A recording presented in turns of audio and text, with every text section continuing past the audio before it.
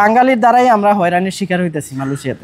এই দেশে অন্য দেশেরও তো এম্বাসি আছে, ওদের লোক মারা গেলে সর্বোচ্চ 1 দিন 2 দিন থাকে, তারপরে লোকটা দেশে চলে যায়, ঠিক আছে। কিন্তু আমাদের লোক যাইতে অনেক সময় দিন, 10 দিন 15 দিন, এমনকি 1 মাসও লাগে। এটা যদি আমাদের এম্বাসি করে দিত তাহলে এই কাজটা অনেক সহজ হতো। মানুষ যদি মারা যায়, ধরেন যারা আমাদের প্রবাসী, তাদেরকে আসলে কিভাবে নিয়ে যাওয়া হয়? বা আপনি যখন আপনার সাথে গল্প করি তখন বলছিলেন যে কয়েকদিন আগে আপনার এক বন্ধু মারা গিয়েছে, এই প্রসেসিংটা কি? এটা কি কোনো এম্বাসির সহযোগিতা না কিভাবে আপনারা কি করেন? এটা দায়িত্বটা নেওয়ার কথা ছিল এম্বাসি, কিন্তু দায়িত্বটা ওইভাবে এম্বাসি আমাদেরকে দেয় না, ঠিক আছে। তো আমরা এখন নিজেরা যারা ফ্রেন্ড সার্কেল আছে, যেমন আমার ফ্রেন্ড গেছে গতকালকে মারা গেছে, তো এটা আমরাই উদ্যোগ নিয়ে, ঠিক আছে, কাগজপত্র যেখানে যেটা লাগতেছে আমাদের। তো এই যে লোকটা মারা গেছে ও এজেন্টের নামে ছিল, একটা এজেন্টের, বাঙালি এজেন্টের নামে। আমি আমার ফ্রেন্ড আজকে সকাল ধরে ওদের কাছ থেকে কাগজপত্র চাওয়ার জন্য 2টা কাগজ লাগে, মারা যাওয়ার পরে যে আসলে কি ওই লোকের কাগজটা কি ওর নামে ছিল কিনা, ওই কাগজটা এখন পর্যন্ত দিতেছে না। মানে এটা এই হয়রানির শিকার হচ্ছেন বাঙালি। ভাই, সাধারণত এই যে লাশ দেশে পাঠাইতে মানে কতদিন সময় লেগে যায়? বা ধরেন লিগ্যাল ওয়েতে গেলেও, এটা লিগ্যাল ওয়েতে গেলে যদি ওর কাগজপত্র সব কমপ্লিট থাকে, যদি ওর এজেন্ট ভালো হয়, তাহলে দেখা যায় 2-4 দিনের মধ্যে লোক পাঠানো যায়।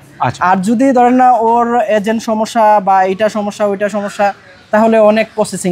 আচ্ছা, এই যে এই কষ্টটা আসলে আপনি ধরেন আমাদের যে এখন বর্তমান সরকার আছে তাদের উদ্দেশ্যে কোনো কিছু বলার আছে? আমি সরকারের কাছে এই যে আমাদের যে সরকার আছে, আমি চাই যে অন্ততপক্ষে সরকার আমাদের দিকে একটু নজর দেখ, ভালো নজর দেখ। অন্ততপক্ষে আমরা দেশের জন্য হিসাবে আমরা দেশের জন্য যুদ্ধ করতেছি, ঠিক আছে। এই দেশে বাবা মা সবাইকে ছাইরা আজকে 15 বছর, আমি যেই বয়সে আসছি 15 বছর 16 বছর এই দেশে কাটাই দিলাম। তা কার জন্য? আমি দেশের মানুষের জন্য করতেছি, তাই না? তো দেশের মানুষের জন্য করতেছি, দেশের সরকার যারাই আসুক অন্ততপক্ষে আমাদের প্রবাসীদের জন্য একটু নজর দেখ। কখনো এমন কোনো স্মৃতি ঘটছে মানে ফ্যামিলিতে বড় ধরনের ট্র্যাজেডি বা কোনো কিছু পড়ছে, আপনি যেতে পারেননি এখান থেকে, বা বউ বাচ্চা মা বাবা? জি, এটা আমার কোনো স্মৃতি আছে, এটা আমার সাথেও অন্ততপক্ষে ঘটছে। সেটা আমি বলতেছি যে আমার যখন প্রায় 8 বছর শেষ হয়ে গেল, এই দেশে এমন একটা মাঝে মধ্যে সমস্যা আসে যে কাগজপত্র পাই না। 4 বছর 5 বছর হয়ে গেলে বা 10 বছর হয়ে গেলে কাগজ ঠিকমতো পাই না। তারপরে আমার আসলে এগুলো আসলে বইলা আসলে শেষ করা যাবে না যে আমি দেশে যাবো প্রায়, এই যে করোনার পরে আর কি, করোনার পরে দেশে যাবো প্রায় আমি 2 বছর ঘোরা লাগছে আবার কাগজের জন্য। তো আসলে হয়তো আমার ভাগ্য ভালো ছিল, সবার ভাগ্য হয়তো এরকম হয় না, আমি কাগজ তাড়াতাড়ি পেয়ে গেছি।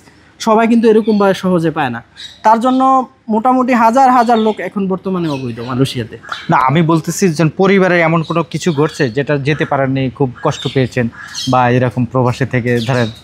জি, আমি আমার ব্যক্তিগতভাবে আমি বাংলাদেশ থেকে এই যে করার পরে, ঠিক আছে, দ্বিতীয়বার আমি একবার ছুটিতে যাইয়া আসার পরে আমার কাগজ মরে গেছিলো আর কি, কাগজপত্র ছিল না।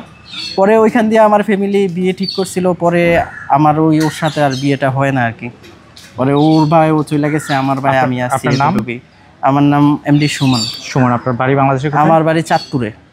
একজন প্রবাসীর আপনারা গল্প শুনলেন, আমাদের যে এম্বাসি আছে তাদের সাথে আসলে মানুষ হিসেবে ব্যবহার করে না।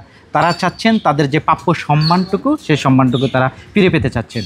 মালয়েশিয়া থেকে রিয়াজউদ্দিন আহমেদ।